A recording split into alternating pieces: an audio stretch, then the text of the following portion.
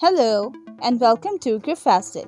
This is me Fazilat Ali Ahmed, and in today's tutorial we will learn to add pattern to shirt using Adobe Photoshop. So let's get started. First, open the image, click the log to unlock the layer, press Ctrl J to create a copy of layer, select the quick selection tool, keep the copy of layer selected, select the shirt, Alt and click to deselect the areas. Add the layer mask.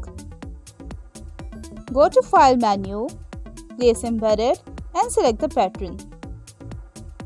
Rotate it and resize it. Click the check mark. Convert it to Smart Object. Right click and create clipping mask. Here we have it. We can change the pattern. Double click here, place the image over here, adjust it, save and close the window. Pattern is changed. Like this, you can add the pattern of your choice to the shirt. That's all for today. Hope you like it and learn from it too. If you find this video helpful, hit the like button and do subscribe my channel as I'm gonna upload more videos that will help you grow.